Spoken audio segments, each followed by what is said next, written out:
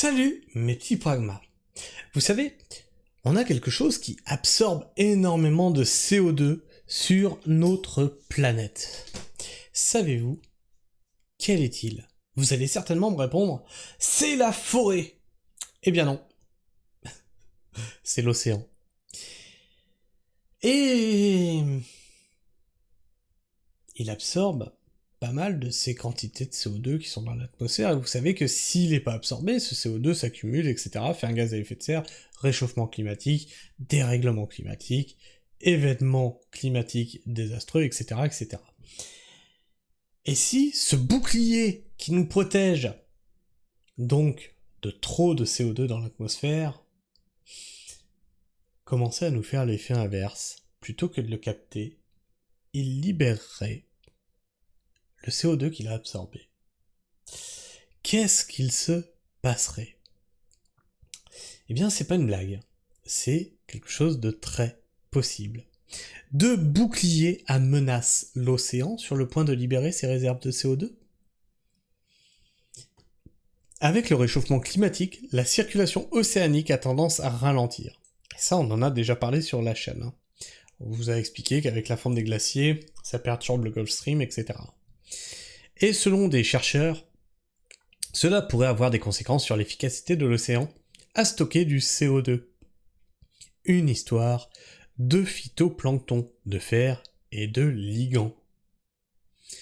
L'océan absorbe environ un tiers de nos émissions de dioxyde de carbone. Et ce n'est pas sans conséquences. Alors que nous continuons à brûler des combustibles fossiles, et qu'on continue à subventionner toute cette industrie pétrochimique, à grand renfort d'aide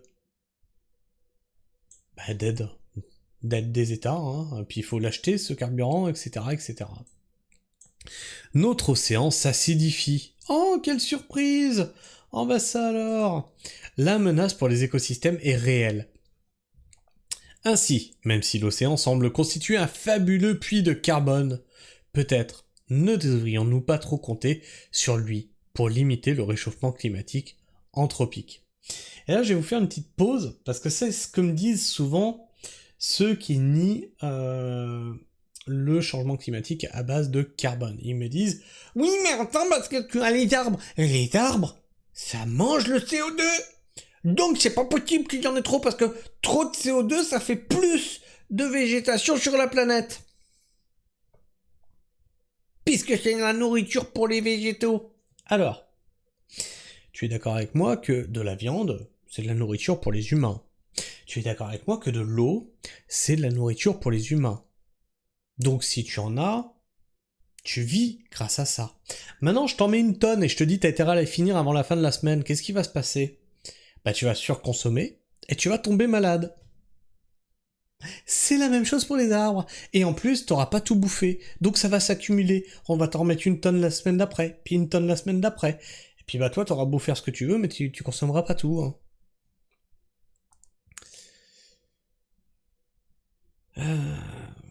L'océan va-t-il continuer à stocker du carbone? C'est pourtant l'un des services inestimables que l'océan nous rend aujourd'hui, même si avec les changements en cours, il commence à absorber moins de CO2 de l'atmosphère. Les scientifiques estiment qu'il en rejette aussi un peu moins. Résultat, il continue pour l'heure à nous être d'une aide précieuse. Mais cela pourrait ne plus durer très longtemps. Des chercheurs du Massachusetts Institute of Technology, le MIT aux États-Unis, viennent en effet de faire à ce sujet une découverte inattendue. Dans la revue Nature Communication, ils révèlent qu'à mesure que la circulation océanique se ralentit, c'est l'un des effets observés du réchauffement climatique, l'océan pourrait se mettre à libérer de plus en plus de carbone, jusqu'ici prisonnier des profondeurs. Ce que nous pensions qu'il se passe dans l'océan est complètement bouleversé, note Jonathan Lauderdale, chercheur au département des sciences de la Terre, de l'atmosphère et des planètes, dans un communiqué du MIT. Nous ne pouvons pas compter sur l'océan pour stocker notre carbone. Nous devons être proactifs dans la réduction des émissions dès maintenant. Plutôt que de compter sur ces processus naturels, pour nous donner le temps d'atténuer le changement climatique. Le phytoplancton pour absorber le CO2 de l'atmosphère. Pour comprendre, il faut revenir à 2020. Les chercheurs du MIT avaient alors développé le modèle de boîte, qui représentait différentes parties de l'océan, avec un équilibre différent de nutriments, de fer et de ceux qu'ils appellent des ligands, des molécules organiques considérées comme des sous-produits du phytoplancton.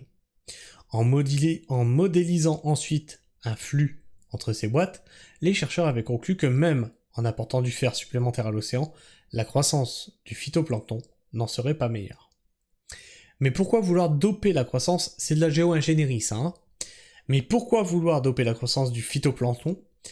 Parce que lorsqu'il se développe, il absorbe du CO2 de l'atmosphère par photosynthèse.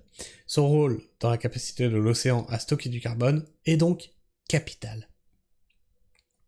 En résumé, ce que les scientifiques expliquaient il y a 4 ans déjà, c'est que sans ligand, le fer n'est en réalité pas réellement disponible pour le phytoplancton. Celui-ci n'en profite donc pas pour absorber plus de CO2 de l'atmosphère. Et aujourd'hui, après avoir complété leur modèle en y incluant notamment les échanges océan-atmosphère, les chercheurs découvrent une situation pire encore. Le résultat était tellement surprenant que je pensais avoir fait une erreur, confie Jonathan Lauderdale. Son modèle indiquait en effet que lorsque les concentrations de ligands varient d'une région de l'océan à l'autre, alors plus la circulation océanique est faible, plus le CO2 s'accumule dans l'atmosphère. L'ennui, c'est qu'il s'avère que, dans le monde réel, les concentrations en ligands changent effectivement d'une région de l'océan à l'autre. Les chercheurs expliquent alors que la circulation océanique ralentit sous l'effet du réchauffement climatique. L'océan extrait moins de carbone et de nutriments de ses profondeurs. Résultat, le phytoplancton de surface manque de ressources. Il produit alors moins de ligands, et qui dit moins de ligands dit aussi moins de fer disponible, et donc moins de phytoplancton pour absorber le CO2, donc moins de CO2 capté, moins de phytoplancton, moins de ligands, moins de fer, etc., etc. Et donc la disparition à terme du phytoplancton, pourquoi pas. C'est une boucle de rétroaction positive pour le coup, hein. Le tout dans ce que les scientifiques appellent une... Bah voilà, ils y arrivent. Vous voyez, hein, comme quoi il y en a un peu là-dedans. Hein. Le tout dans ce que les scientifiques appellent une boucle de rétroaction. Plus communément, un cercle vicieux. Certains modèles climatiques prédisent un ralentissement de 30% de la circulation océanique en raison de la fonte des calottes glaciaires, notamment autour de l'Antarctique. Cet énorme ralentissement de la circulation pourrait devenir un gros problème. En plus d'une foule d'autres problèmes climatiques, non seulement l'océan absorberait moins de CO2 anthropique de l'atmosphère, mais cela pourrait être amplifié par un dégazage net de carbone des profondeurs océaniques, entraînant une augmentation inattendue du CO2 atmosphérique et un réchauffement climatique supplémentaire, conclut Jonathan Lauderdale. Et c'est la fin de l'article. Enfin, bref, mes petits pragmas, je sais pas ce que vous pensez de tout ça. Est-ce que vous pensez qu'on va vers vraiment une libération du CO2 dans l'océan et donc un réchauffement climatique pire encore que celui qu'on est en train de vivre actuellement? Alors certains me diront, mais il n'existe pas le réchauffement climatique. Ok Gaston, c'est bien. Continue à dormir sur tes deux oreilles, on en reparlera quand tu seras inondé, quand tu auras des températures de 52 degrés, etc. etc. Hein. Se voiler la face ne fera pas avancer le problème. Enfin bref, dites-moi tout ça dans les commentaires, partagez-moi votre avis et vos opinions, et comme d'habitude, tu connais la musique, la chaîne est actuellement démonétisée par YouTube, et Shadow ban, et oui, mes vues ont fait 50 000 à 2000. Comme ça, d'un coup. Juste après la démonétisation, dis donc. Donc, si tu veux soutenir la chaîne, tu peux t'abonner, tu peux liker, tu peux clocher et tu peux partager. Partager, c'est très important, puisqu'avec un shadowban, forcément, il y a moins d'abonnements. Donc, si tu veux partager autour de toi, comme ça, eh bien, on fait notre truc tout à fait librement, en dehors des algorithmes YouTube. Et puis, peut-être qu'avec un coup de bol, ça me permettra de redevenir visible dans les algorithmes de YouTube. Cette démonétisation va durer jusqu'à octobre. Donc jusqu'à octobre, je ne peux compter que sur ma communauté. Enfin, tu peux aussi soutenir la chaîne financièrement, mais cette fois tu peux plus le faire pas sur YouTube, puisqu'ils m'ont enlevé tous les trucs de monétisation. Donc tu peux le faire directement sur ma page Tipeee, tous les liens sont en description. Enfin bref, je vous fais la bise, prenez soin du sol, et restez pragmatique. Ciao.